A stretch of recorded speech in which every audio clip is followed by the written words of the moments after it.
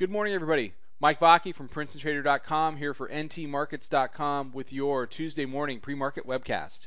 Okay, well, yesterday was a day that looked a lot like many days in this rally, where it was just a melt up higher, not a melt up, it was a grind up higher, slowly but surely pushing the bears out of the way to the point where they simply step aside and we go higher. Now, the big question this morning is, was yesterday's action that did 1592 quarter, is that a double top with respect to the 1593 high of April 11th?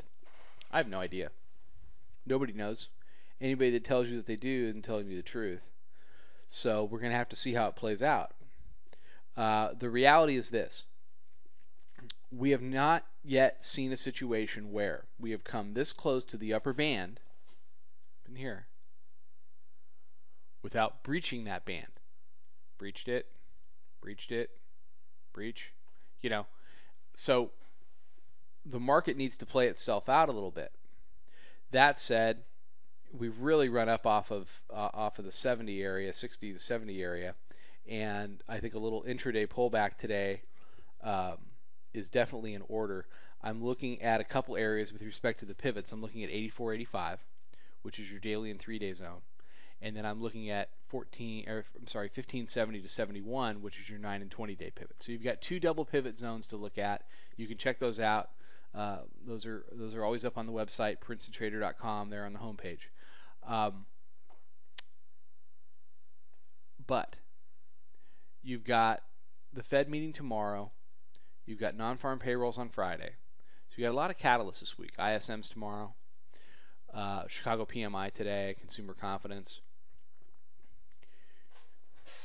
If we want to go up and do the upper band, I think that's very, very, very possible. I've talked for a couple of months now about how we've been trying to put in this exhaustion top, and it hasn't worked. It has not worked. We're not seeing the kind of ticks, fear, blood, etc. that are going to dictate a longer term reversal. We didn't even get them up here when we're touching the third standard deviation Bollinger Band. So I'm still looking for that kind of a high to mark a top, or some type of a negative news event that will completely change the sentiment of the market to the point where it stays changed and we head down. Now, we tried that. We tried it with Cyprus. We tried it with the fiscal cliff. We tried it with that 88,000 jobs print that came out last month. But you have to be careful with the economic news, because the economic news gets immediately spun to something that's going to keep the foot on the pedal of the Fed. So I think it's much more of a macro event.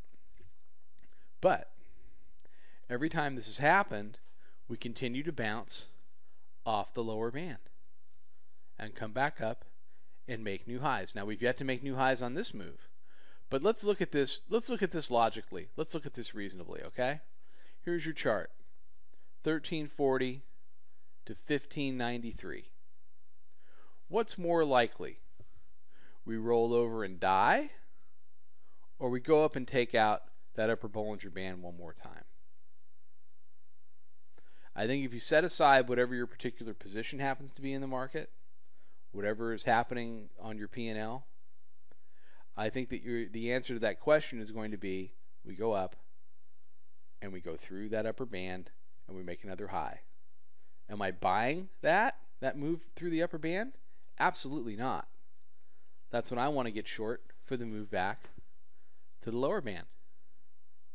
But what I want to caution all of you is, since the majority of you aren't in our room, is that you've really got to be careful anticipating that kind of a move. We're sitting at 1587. A band punch is up at 1603. That's a lot of pain to take. That's 16 handles worth of pain. So, be patient. Let these catalysts play out. But understand, if we start to move through the upper band, you're a seller. You're not a buyer. Okay, everybody have a fantastic day. Mike Vacchi, Princetontrader.com. For ntmarkets.com. I will catch everybody tomorrow morning with another webcast. Trade them well.